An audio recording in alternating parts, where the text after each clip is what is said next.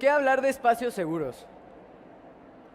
¿Qué tiene de importante o de interesante hablar de espacios seguros para personas LGBT? Es simple. Tú no puedes trabajar en un lugar donde no te sientes seguro para poder ir al baño. No puedes trabajar ni debes trabajar en un lugar donde no te sientes seguro, segure, de poder expresar tu identidad de género o bien tu orientación sexual por miedo al acoso, por miedo a la discriminación, por miedo sobre todo a ser despedido de tu empleo. De eso va esta charla, pero esta charla más bien surge de una experiencia de vida. Así que esta charla es mi experiencia de vida y cómo yo descubrí la importancia de los espacios seguros para las personas LGBT.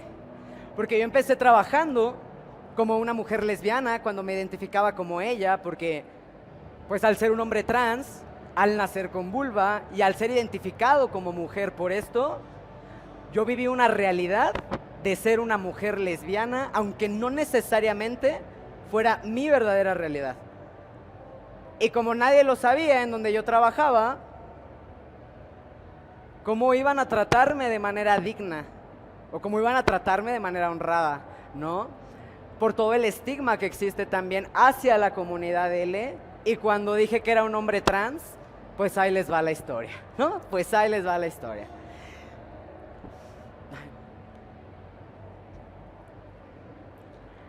Y esta historia empieza más o menos en 2010.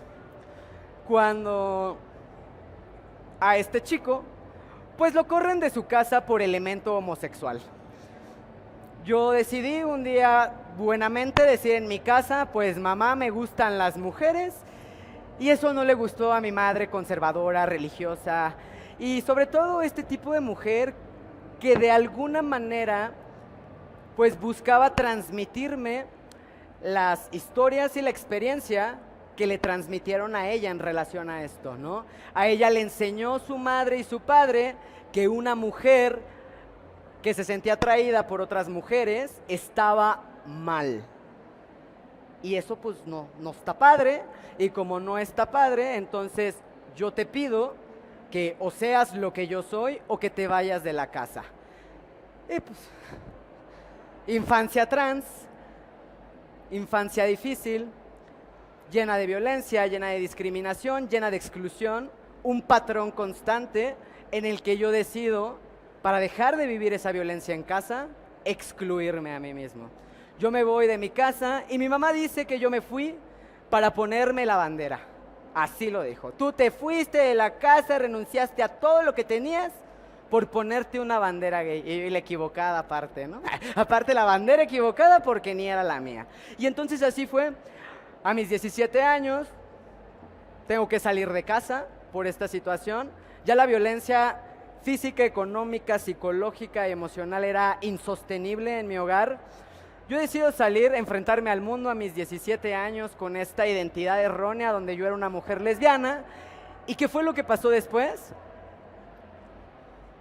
Pues que entré a la universidad. Todas las personas aquí que están buscando algún empleo, o todas las personas aquí que agradezco mucho hayan venido a mi charla, les amo muchísimo. Justamente en la universidad, pues es donde descubrimos que lo que queremos hacer según que el resto de nuestra vida, ¿no?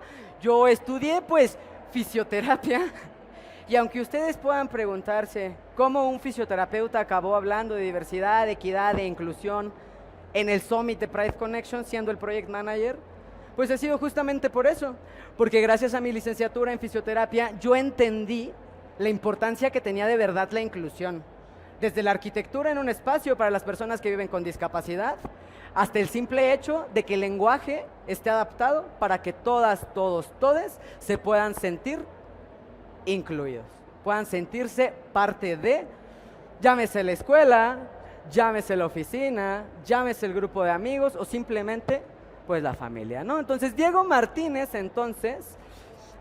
pues entró a la universidad a estudiar fisioterapia creyendo, ¿verdad? Claro está, que se iba a dedicar a ser un fisioterapeuta, entrenador de un equipo de deporte, y ese era el sueño.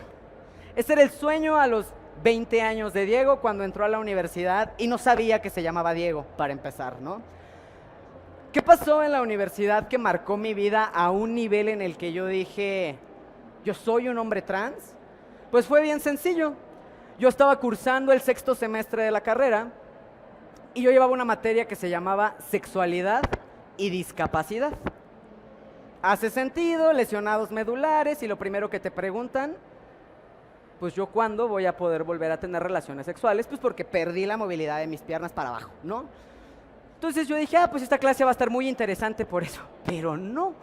Esta clase me la impartió un maestro en la Facultad de Medicina de la Universidad Autónoma del Estado de México.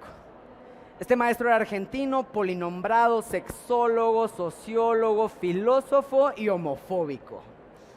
Increíble, ¿no? En la Facultad de Medicina. Misma facultad en la que un semestre antes, en mi materia de trastornos psiquiátricos, porque también se le da terapia física a las personas que tienen alguna discapacidad neurológica. Y entonces,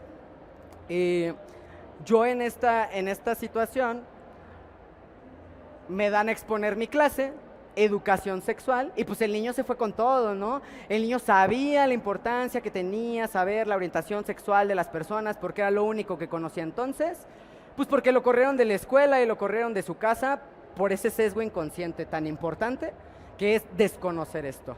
Entonces, pues me saca de su clase cuando yo expongo todo esto, ya no me dejaba entrar, y yo dije, voy a reprobar, y es mi último año en la escuela, no voy a reprobar toda la carrera por un profesor homofóbico. Yo tenía dos opciones, pelearme con todo el mundo como siempre, o dar de baja la materia. ¿Y ustedes qué creen que hice? Pelearme con todo el mundo por aquí, ¿quién por allá? Pelearme con todo el mundo, pelear. Tengo esa energía, tengo esa vibra de que el lago de puede ser, pero no. Llega un momento en la vida de las personas LGBT en la que te cansas. Te cansas de tenerle que explicar a todo el mundo por qué te gustan las mujeres y los hombres. Te cansas de tenerle que explicar y decir a todo el mundo por qué no vives en tu casa, por qué tus papás no te hablan. Que esa sea tu carta de presentación todo el tiempo, cansa. Y ahora imagínate hacerlo en control escolar, con el director de carrera, con la coordinadora de... O sea, ¿para qué? Mi solución más práctica fue, doy de baja la materia, me quedo un año más en la escuela, y puedo dedicarme a lo que de verdad me dejaba, porque pues yo trabajaba y estudiaba.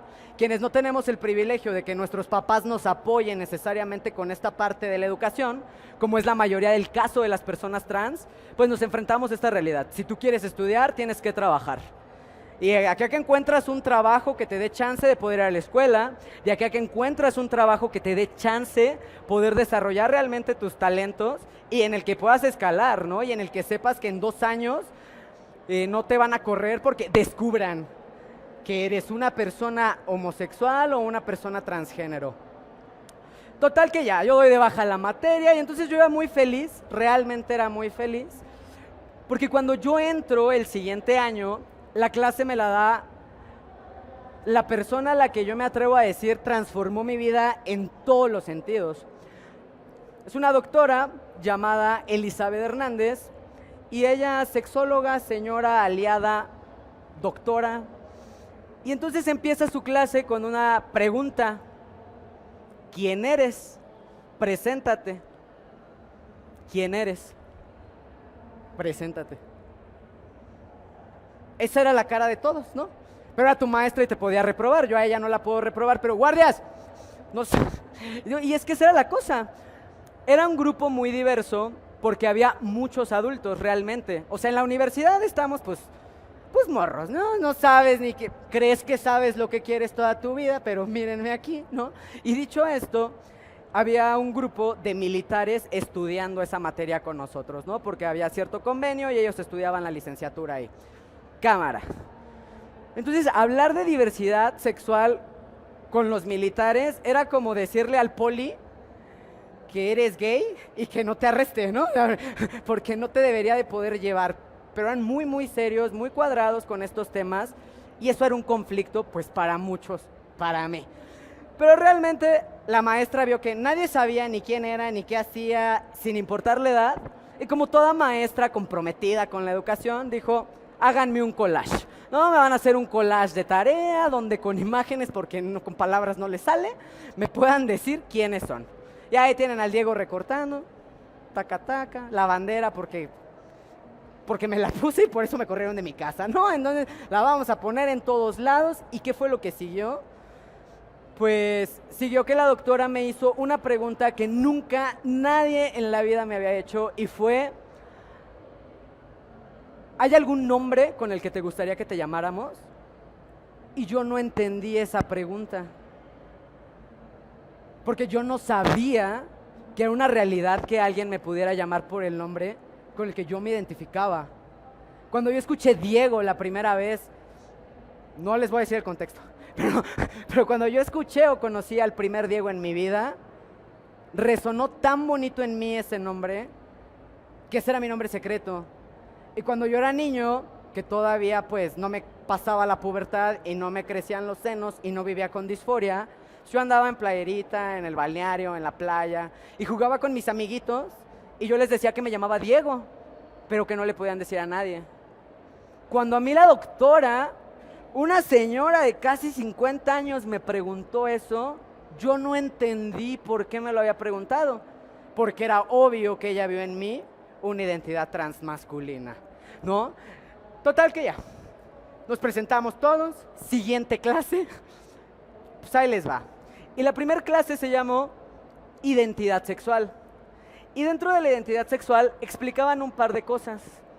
Ay, no, esas cosas no las explicaban. Bueno, las explicó después la vida. Pero lo principal que me aprendí en esa clase es que la identidad sexual no solo se conformaba por los genitales, ni por lo que me gustaba, sino más bien cómo yo me identificaba y me relacionaba con cada aspecto de mi sexualidad. Desde lo que me erotiza, lo que me provoca, hasta eso que a mí me identifica como un ser sexual, porque lo eres desde que naces. No hay prueba más grande que cuando naces no dicen, ay, mire qué bonitos ojos de niña tiene. Dicen, tiene penes, niño. Felicidades. Ya está. Entonces, eres un ser sexual desde niño y eso yo también lo aprendí. Y también aprendí en esa clase la importancia de la educación sexual, que no nada más es que sepas lo que para Diego era relevante, sino más bien para que tú también sepas que la importancia que tiene la educación sexual es la prevención del abuso totalmente, ¿no? Entonces, llega la parte de la identidad de género la doctora y cuando explica, pues explica que es una mujer trans y todos sabemos que es una mujer trans, ¿sí o no? Es una mujer y ya, ¿no? Pero cuando pone el ejemplo de un hombre trans, yo estaba impactado de verdad. Entonces mi mejor amiga me volteó a ver con cara de, ¿todo bien, Amix? ¿Todo bien? Yo me quedé como en un shock muy fuerte, porque en mi mente, en mi sistema de creencias, lo que mi mamá me inculcó era que las personas trans estaban enfermas de VIH, que si te operabas te daba SIDA y te morías. A mí me enseñaron eso. Cuando yo supe por la presentación de mi doctora que yo era un hombre trans, yo me quería morir. Para mí fue horriblemente difícil saber que yo era una persona trans por esto. ¿Es verdad lo que les acabo de decir? ¿Las personas trans tienen VIH y se mueren de eso? Pero yo creía eso, porque eso me enseñaron. Se fueron todos de la clase, me quedo al final. Doctora, ¿puedo hablar con usted? Claro, dime. Oiga, es que, ¿qué cree? Creo que yo soy uno de esos. ¿De cuáles, Diego? Yo, de los trans. ¿Cómo? ¿Cómo que los trans? Pues es que yo toda la vida me he sentido hombre, pero a mí me dijeron que eso no era posible y que pues yo era una mujer lesbiana y pues machorra aparte, ¿no? Porque así te dice la calle. Entonces la doctora me calmó un chingo, literal, me dijo, siéntate, Diego, vamos a platicar. Me dio el acompañamiento más profesional, bonito y precioso en la vida, y fue cuando dije, yo quiero hacer esto el resto de mi vida. Porque esa señora a mí me transformó. Me transformó en mi mejor versión, en la que siempre he sido. El problema fue que nadie me permitía verlo, porque yo era el único que lo veía en un espejo, porque cuando yo salía a la calle, no me hablaban de él, me hablaban de ella. Y cuando yo les hablaba de mí en masculino, me decían, tú no eres hombre. ¿Por qué no? Pues para empezar tienes senos. Y entonces viene el otro trauma, ¿no? Porque se te activa la disforia y entonces dices, si yo me puedo ver de esta manera, si yo puedo transicionar a esto, si yo puedo hacer esto, y entonces lo piensas a pensar y haces números. Y en México una persona transgénero, por una cirugía de reafirmación, anda gastando en promedio o invirtiendo en promedio entre 50,000 y 100,000 pesos de una cirugía. ¿Quién? Y hay gente que todavía se cree con el derecho de decirle a alguien que no es lo suficientemente trans porque no se ha operado. Que no es lo suficientemente trans porque no cumple con el estereotipo de cómo se supone que se tendría que ver una mujer o cómo se supone que se tendría que ver un hombre. Y es que cuando sí te ves, no es que nunca vas a ser, porque así naciste y dicen tus huesos biológicos que tú no eres lo que tú dices que eres, ¿no? Porque es como si yo le dijera aquí a mi tocayo, tocayo, ¿cómo estás? No, yo te veo mal. ¿No? ¿Estás mal? Pero imagínense que todo el mundo le dijera a mi tocayo en este momento que está mal. ¿Cómo creen que él se va a sentir después de 37 mal? Leve mal, ¿no? O sea, como que va a decir, a lo mejor y sí me veo mal. Y va a irse a ver en el espejo y va a decir, ¿qué onda, no? Y justamente por eso atravesamos la mayoría de las personas trans. Porque no eres tú el que vive depresión porque, ay, pobrecito de mí, soy trans. No. Tú vives depresión por todo lo adyacente a esto. Imagínate que todo el tiempo, todo el día, todos los días, invaliden lo que tú eres, lo que tú sientes, lo que dices ser. Bueno, eso vivimos las personas trans todos los días, pero yo no lo sabía, porque en mi mente, pues los hombres trans no existían, ¿no? Y entonces, fue cuando el mundo me enseñó realmente qué era ser una persona trans en México. Que era ser una persona de la diversidad sexual en México. Y es que todas esas opiniones, todos esos sesgos inconscientes, todas esas cosas que decimos, tarde o temprano van a alcanzar a alguien. Y cuando hablamos de eso, hablamos de la velocidad que tienen las redes sociales para regar algo que se llama discurso de odio. Porque la gente que dice es que solo es mi opinión, se le olvida que la opinión termina donde la promoción del odio inicia. Y si tu opinión descalifica, invalida, incomoda o violenta a una persona, sin importar su identidad sexual, su identidad de género, es discurso de odio y es discriminación y es peligroso. ¿Por qué es peligroso? ¿Quién me dice aquí? Yo sé por qué es peligroso el discurso de odio. Le vamos a dar algo. Ay.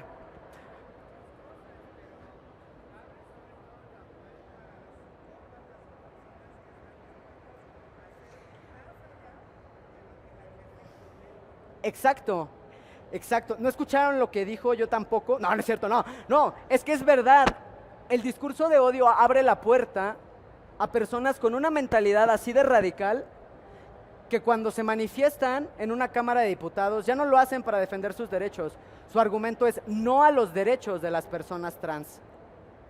Ese es el argumento. No a la adopción, no a las infancias trans, no a las lesbomaternidades, no a las homopaternidades. Entonces, sí nada más a lo que les dijeron que hace 20 años era y funcionaba, que hoy se traduce ¿a qué?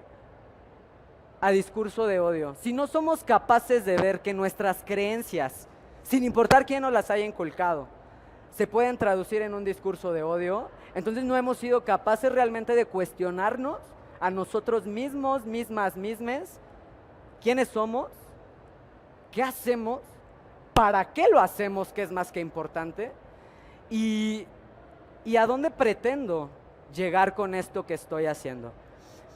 Y pues así es. Yo me enfrento a un mundo en toda la mejor actitud de ser un hombre trans, transiciono a mis 25 años de manera legal, pues porque uno va a acabar la universidad en algún momento de su vida. Uno pareciera que no, pero sí la acaba. Y cuando va a hacer la tesis cree que ya la va a acabar, pero tampoco la acaba. Y en ese inter me pregunta otra doctora de mi escuela y me dice, oye, mijo, ya me hablaban de mi hijo en la escuela, ¿no? Ya era el chico trans de la escuela, yo era muy feliz. ¿Tú vas a cambiar tu nombre algún día? Pues sí, doctora, un día. ¿Cuándo, hijo? Cuando me alcance. Porque lamentablemente en México ser una persona trans hace que tus derechos dependan del estado de la república en el que vives. Yo entonces vivía en el Estado de México y ahí no había una ley de identidad de género. Si yo me quería cambiar el nombre allá, tenía que pagar un amparo de 40,000 pesos sin ninguna certeza de que pudieran realizarme mi cambio y a través de procedimientos horribles donde revisan si sí eres un hombre trans, ven que no estés loquito, que ya estés operado, que sí parezcas lo que dices que eres. Y después de una serie de torturas, tal vez te diga, bueno, ¿cómo quiere usted llamarse? Y la doctora me dijo, ¿y eso como cuánto va a tardar, no? Y yo, no, doctora, pues mire, son como 60,000 pesos, la verdad, mire, soy pasante, doctora. ¿No? Y la doctora, ¿sí sabes cuánto te va a costar cambiar tu cédula profesional después? Esa pregunta me hizo reflexionar mi pobreza y dije, bueno, en la Ciudad de México todo se puede, porque Ciudad de Derecho, ¿sí o no? Y veo caras allá de dicen, y efectivamente. Total, yo vengo, hago mi cambio de papeles y es increíble cuando es un trámite administrativo, porque yo llegué a las 11 de la mañana llamándome de una manera con mi solicitud. Buenas tardes. Ya sabes. Vengo aquí a... Pones tu solicitud, no dices a qué. Ven la solicitud, te ven, permítame. No sabes si ver por la policía, güey. No, o sea, tú ya no sabes nada, ¿no? Tú dejas tu solicitud, vas con un adulto responsable. En este caso era mi tío, quien me prestó su comprobante de domicilio de aquí de la Ciudad de México, para decir que yo vivía aquí, que yo vivía con él, que por eso mi INE no coincidía, pero que por favor me cambiaran mi nombre porque me titulaba ese viernes, ¿no? Y así fue, familia.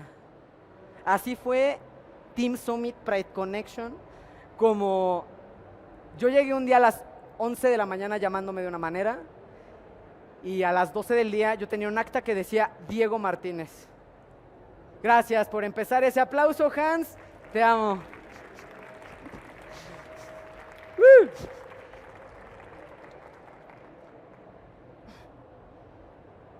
Es que creo que lo cambio con mucha fuerza, vean. Y entonces, en ese cambio, yo me doy cuenta que el discurso de odio se afecta. ¿Por qué? Pues porque yo me encontraba trabajando en una empresa que no tenía ni idea, pero sí ni idea de qué eran las personas trans. Y yo todavía me acuerdo muy bien que cuando yo llegué, tú te vendes, ¿no? Soy el mejor vendedor del mundo, por favor denme trabajo porque voy a hacer mi servicio social y necesito un trabajo de medio tiempo. Voy a dar lo máximo.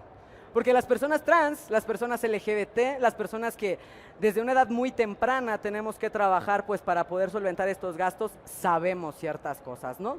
Y entonces en esa línea, en esa muy delgada línea, pues yo pasé 3 meses en una empresa después de tener mi cambio de papeles, donde me seguían hablando con mi nombre anterior.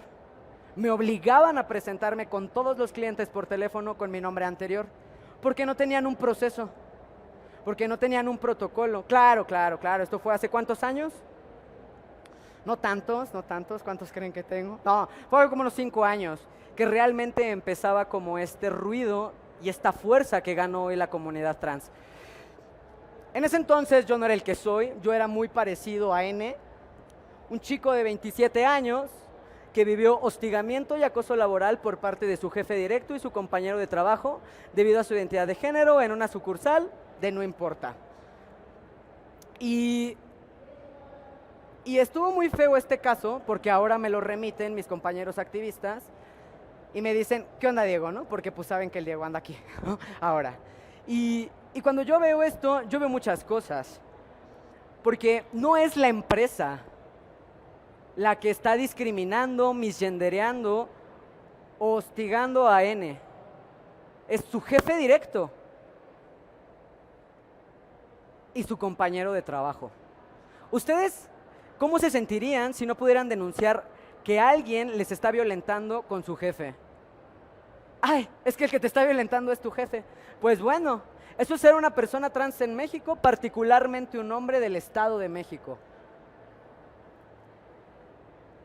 ¿Y cómo impactó así la vida de Diego? Pues bueno, yo no soy N, pero yo sí tuve esa historia. Una muy parecida por todo esto. Porque resulta que las personas trans hoy en día somos tema de controversia para todo. Que si las personas trans pueden participar en los deportes, pero que no, porque siempre van a tener una superioridad genética y no sé qué, pero cuando es un hombre trans, el que derrota a un hombre cis en el deporte más masculino posible, que es el box, nadie dice nada. Ah, es que fue la testosterona, obvio, por eso le ganó, no porque sea un buen atleta. Y nos enfrentamos a otras situaciones donde la Real Academia Española hoy dice, sí al lenguaje no binario, y mañana, ay, no es una tontería. Bueno, siempre sí queremos a los NB, bueno, ya no. Y entonces la gente no sabe si sí es verdad, si no es verdad, si sí es en serio, y se le olvida también a la gente que detrás de eso hay muchas identidades de género no binarias esperando ser reconocidas, deseando ser reconocidas, porque también tienen derecho a vivir una identidad de género no binaria, aunque no la entendamos del todo porque no lo somos. Alberto tiene una frase muy cierta que dice que no importa qué capacitado, sensibilizado estés, siempre va a haber situaciones de discriminación y violencias que tú no puedas entender, porque no eres una persona trans, porque no eres un hombre gay, porque no eres una mujer lesbiana o porque no eres una bisexualidad abierta. Por eso nada más no las puedes entender. Por eso nadie entiende que toda esta controversia solo se puede traducir a la diapositiva anterior, a un discurso de odio. Porque entonces se abren espacios como la UNAM para hablar de discursos transfóbicos. Y nadie hace nada porque están en su derecho de opinar. Y si yo abro un debate en esta sala para preguntar si los hombres gay deberían de casarse, ¿qué me dirían? Estás en el espacio equivocado, chicos. No, hacia aquí no vas a venir a decir que no nos podemos casar. ¿Por qué? Porque es nuestro derecho, ¿no? Bueno, aquí hay mucha gente que cree que sí puede opinar sobre la vida de las personas trans, sobre lo que las personas trans podemos, debemos o somos. Y yo no sé qué piensan ustedes realmente, pero ¿cuánto de lo que han escuchado de eso les consta que sea verdad? ¿Cuántas personas aquí, además de al Diego que tienen aquí enfrente, conocen de verdad cercana a una persona trans? Levante la mano. Cercana. ¿Y qué onda los demás? No. Por estadística, por mera estadística, todos conocemos al menos a una persona trans. Por mera estadística. Si no tú eres la persona, si no tú eres la persona trans, no, pero la realidad es que sí, toda esta controversia, a mí en lo particular, me llevó a una situación bastante complicada. Verán. ¿Cómo acabó un fisioterapeuta vendiendo teléfonos? Pues fácil. El fisioterapeuta consiguió un trabajo chingón, le iba muy bien, y juntó esos 100,000 pesos que necesitaba, ¿para qué? Para poderse operar, hacerse una masculinización de pecho y triunfar en la vida. Ese era el sueño entonces ya, ¿no? Y sí, se hizo la masculinización de pecho, y con lo único que este muchacho no contaba es que podía salir mal. Porque al no existir protocolos médicos, al no existir una legislación que garantice el derecho a la salud a las personas trans, pues nos enfrentamos a una situación en la que empiezo a tener complicaciones, mi incapacidad, por decirlo de alguna manera, se posterga, y el día que yo me voy a presentar fallece mi jefa, y pues como yo ya era un caso especial, pues me quedé sin trabajo. Endeudado, recién operado, recién dejado y en una situación tan desesperada porque tenía que pagar una renta, tenía que pagar medicamentos y tenía que seguir yendo al doctor porque la situación se me había salido de control, literalmente hablando. Al no poder retirar completamente mis mamas, porque también es una situación que puede suceder, el pecho volvió a crecerme. Y pues yo traumatizado. Imagínate que gastas todo el dinero de tu vida en desaparecer eso único que te incomoda de ti, que no te permite andar en la playa feliz sin playera, que no te permite vivirte al máximo y que salga mal. Y que esa deuda de 100 se vuelvan 200, se vuelvan 300, pues porque lo sigues debiendo, ¿no? Y sigue creciendo y sigue creciendo. Y yo he sido muy afortunado, eso es una realidad. Me he encontrado a gente increíble, como aquí, Gaby Torres. Gente que cree en esto, gente que cree en la diversidad, en la equidad y en la inclusión. Y yo decía, no, yo tengo que salir de aquí. Pero yo no tenía opción. Yo tenía que trabajar, tenía que comer. Y lo más fuerte de ese momento en mi vida es que, pues sí, yo acabo vendiendo teléfonos en lo que me recupero para poder trabajar. Y oh, sorpresa, yo entro a trabajar a un centro de atención a clientes donde el ambiente realmente era muy, muy heteronormado, pero muy. Y pues yo llego y yo veo que todos los promotores son hombres. Hombres. Y pues uno hace la pregunta, ¿no? Porque también le gustan las mujeres. ¿Y por qué no hay mujeres aquí? Es que no aguantan, me dijeron los promotores. Que no aguantan, pensé. Y pues que no aguantaban, ¿tú qué crees? ¿Por qué las mujeres no aguantan en un trabajo? Carrilla, acoso,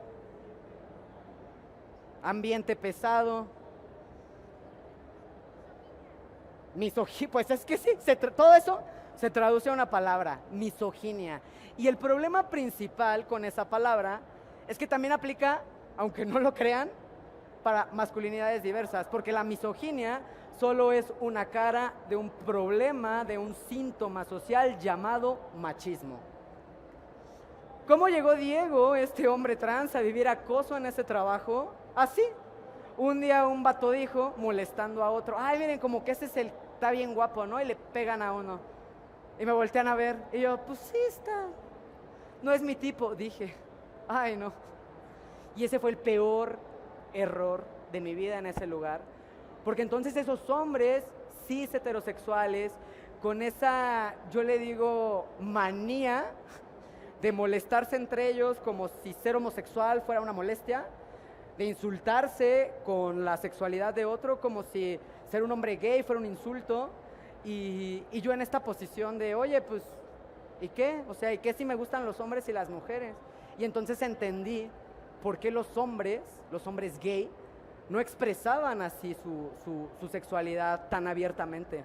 Porque cuando yo me encontré al güey de 1,80, como de 80 kilos, en el baño de hombres, que era el que más me molestaba, el que más me agredía, el que más me tiraba, yo lo único que hice fue salirme corriendo del baño llorando, porque tú sabes que tu agresor lo único que necesita es una oportunidad, y él la tenía en ese baño. Y era el día del trabajo, güey. Y entonces yo supe lo que era sentir ese miedo de hombre, porque yo sé lo que es sentir un miedo de una mujer que es acosada por un hombre, porque lo viví 24 años cuando me identificaba como mujer lesbiana. Y ese acoso como hombre yo no lo sentía, hasta que conocí a este equipo de trabajo impresionante. En eso yo dije, no, yo no puedo seguir así.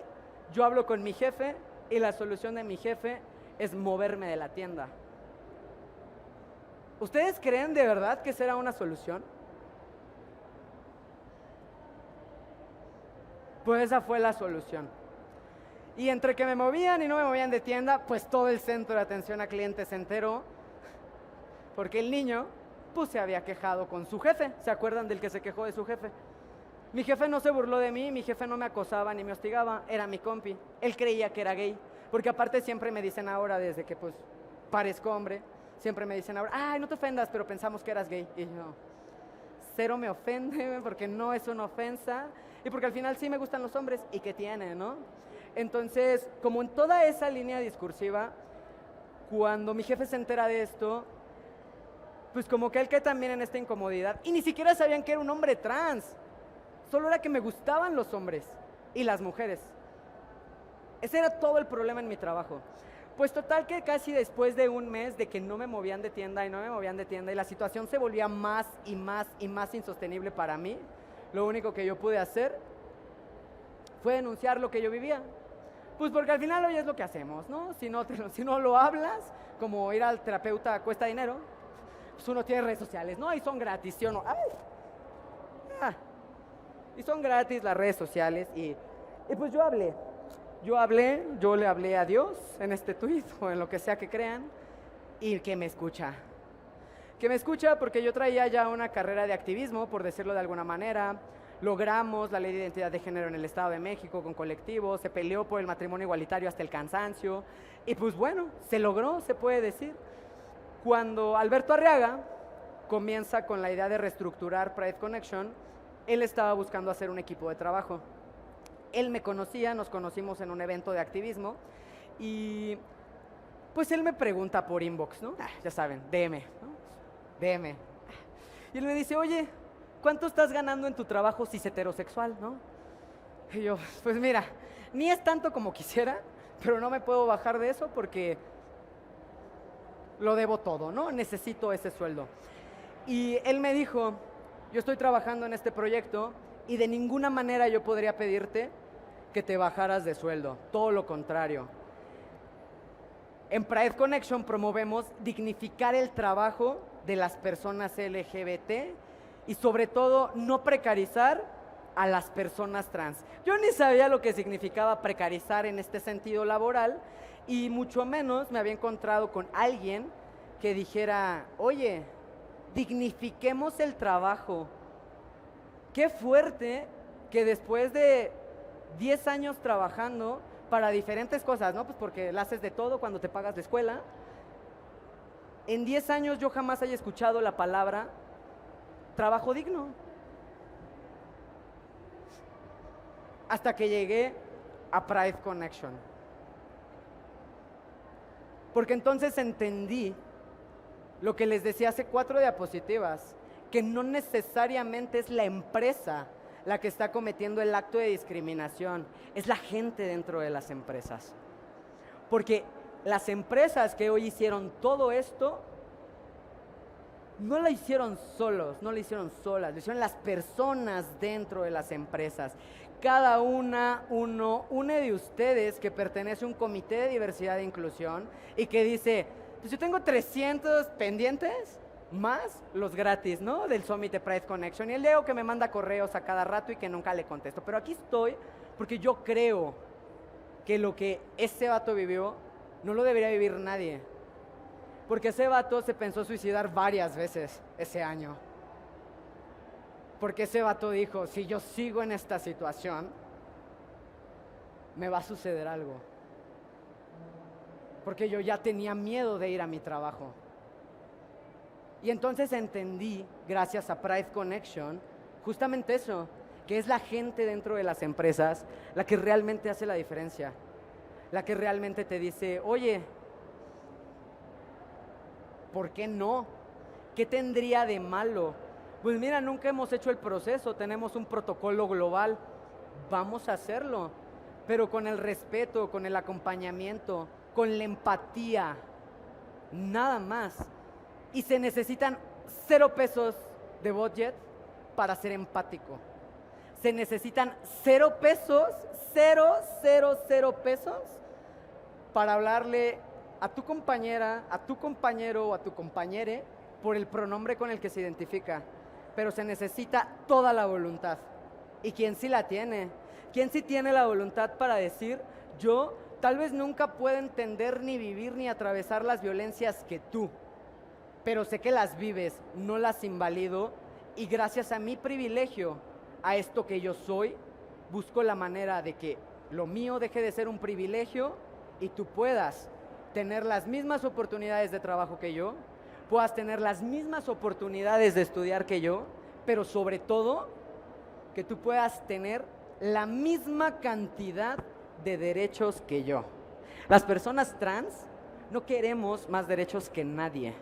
Las personas LGBT más no queremos más derechos que nadie. Queremos la misma cantidad de derechos que las otras personas. Y el trabajo es un derecho. El trabajo digno va más allá de tener prestaciones superiores a la ley, va más allá de tener pues uno que otro bonito, incentivo económico. No, realmente el trabajo digno es donde tú puedes ser tu mejor versión, donde tú puedes ser realmente tú, como les decía al principio, sin miedo a qué, a ser excluido, porque eso es algo que ha marcado a la comunidad LGBT desde siempre. ¿Quién realmente no conoce? Yo sé que casi no conocen personas trans, porque no hay muchas según esto, pero ¿cuántos no conocen la historia de una chica lesbiana o de un chico gay al que sus papás corrieron de su casa? Levanten la mano. Yo soy el chico gay, ¿no? El que corrieron de su casa, es bien simple. Y eso es el empleo digno, y eso fue lo que yo conocí en Pride Connection. Un empleo donde yo podía abrazar mi identidad y arroparla como una causa para lo que este hombre trans vivió, no lo vivan otros en otros empleos.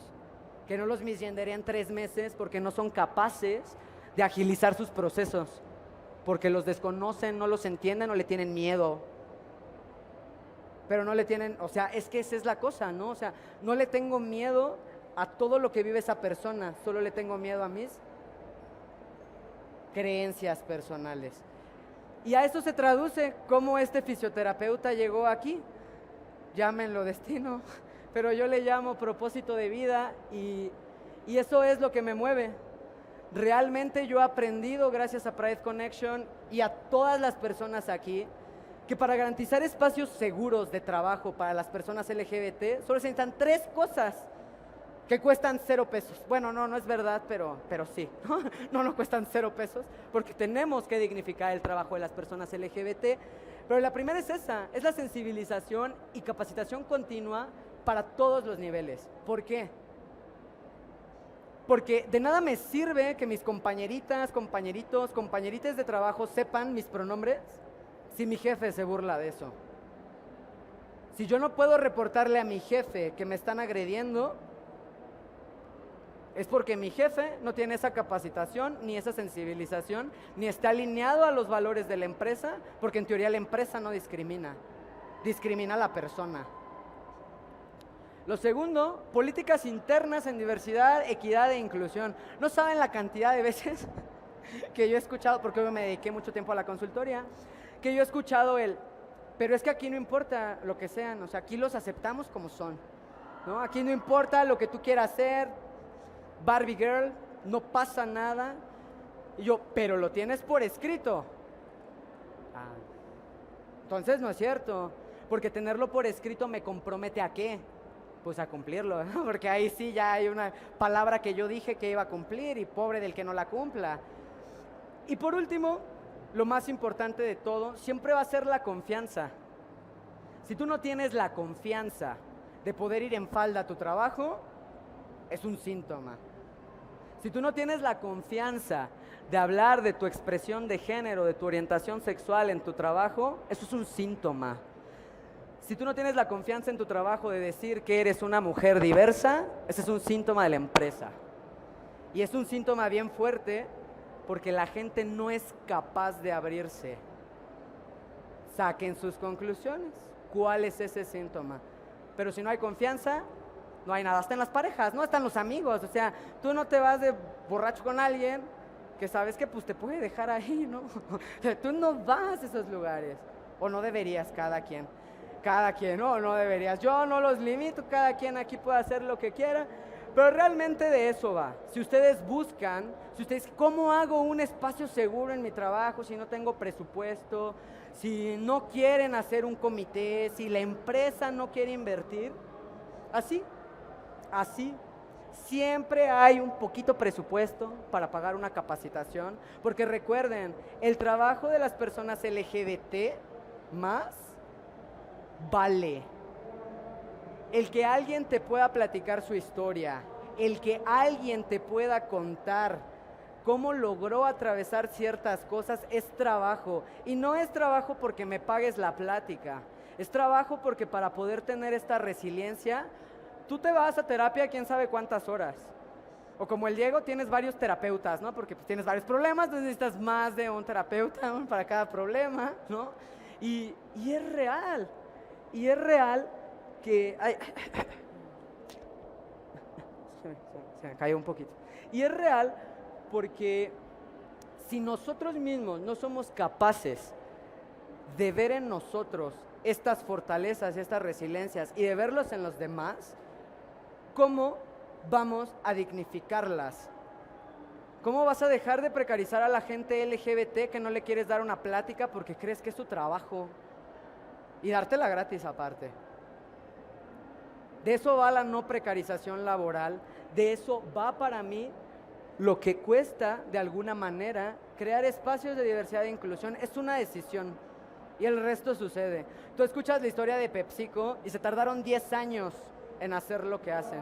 Tú escuchas la historia de Scotia y se tardaron 10 años en hacer lo que hacen, pero lo hacen.